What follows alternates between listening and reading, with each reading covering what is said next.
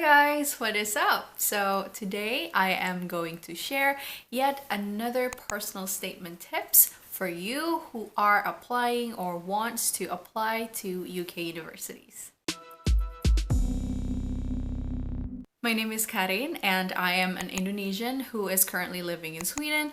But from 2017 until 2018, I studied in London at the London School of Economics with a full scholarship from the UK government. So I make videos about study abroad tips, living in Sweden, and relationship tips and stories. So if you're interested into those kind of things, don't forget to subscribe to my channel and let's get to the video. Alright, so it's been quite a while since I last talked about my study abroad experience, since I last shared you guys my tips on how to get into LSE or universities in UK. FYI, I got accepted by 3 UK universities, namely LSE, UCL, and Goldsmiths. I made a video about that. I'm gonna put it up there. And today, like I said before, I'm going to share another tips for you who are currently writing your personal statement and wants to get into UK universities. I'm going to split this video into 3 categories: the past, the present, and the future. First, let's talk about the past. So what I mean about the past is basically your background, work or education background, and basically what you have been doing, what inspired you to finally decide on applying for this one program in this one university. Usually, they will ask you to explain your motivation, academic interest, and background and related to why you want to apply to the program. So your past is very important. The easiest thing to think about the past is to think about your education background, your bachelor degree, what you studied there, what inspired you when you were studying there, your achievement when you studied, and you can also think about your work experience. What have you done? What kind of work that inspired you into choosing the program for your master's. So try to remember your background and try to think hard about what you have done in the past. It does have to relate to the master's degree that you are applying. Why? Because then it gives a reasoning, it gives justification as to why you're interested in applying to this specific master's program. While you're explaining your past, also try to not put everything. So for example, I was applying for a gender program for my master's. I only include experience and also work, academic background that have something to do with my interest in gender studies. And if it doesn't have 100% correlation to gender studies, it's fine, but as long as I can relate it to that. So the homework for you is to try to relate your experience, your background to why you want to study program. It is basically explaining where you are now, what you're doing, what's your activities now.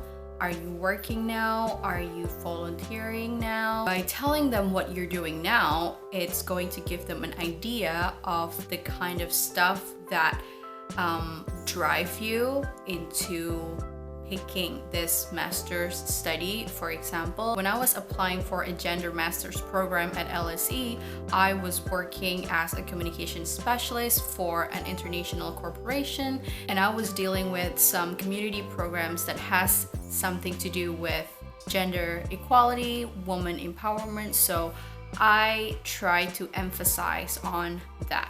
In your essay, you have to be very clear what your areas of interest are and also your academic and professional ambitions by explaining what you're doing right now. And obviously, you have to relate it with the kind of program that you're applying, you will be able to convince the university that you are actually really into this specific program, this specific field, and you are doing it right now, whether it's in your full-time job or in your volunteering job, or maybe it's your side hustle, I don't know, but basically you cannot really just start from zero, I think personally. So you have to at least tell them that you have some ideas about what you are trying to study by doing something that you're doing right now.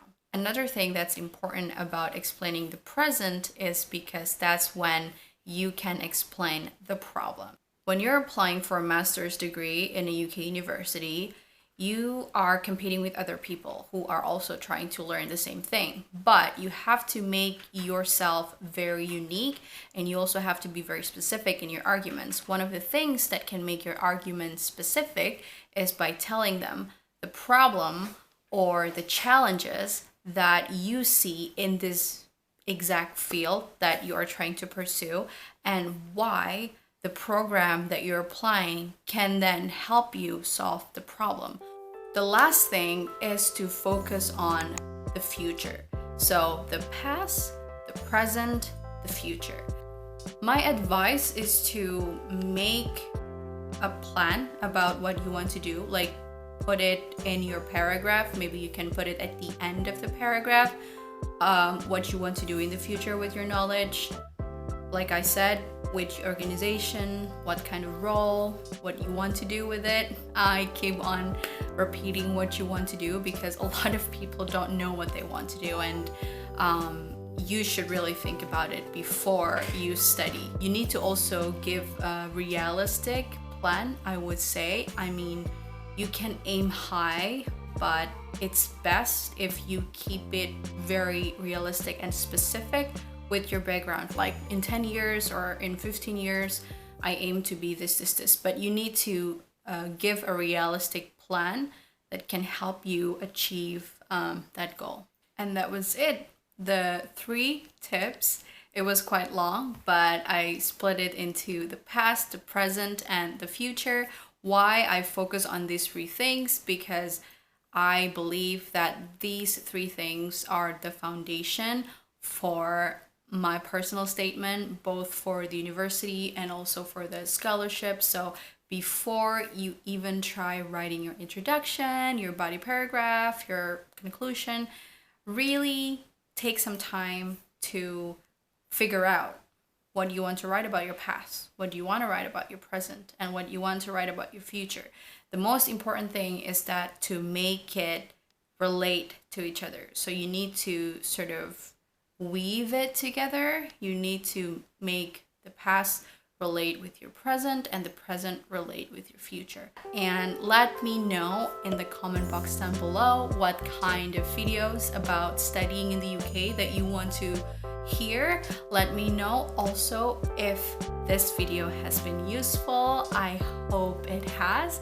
And if you haven't subscribed, don't forget to subscribe to my channel and like this video. Share it to your friends who are also applying to UK universities. And that's it from me. See you. Bye.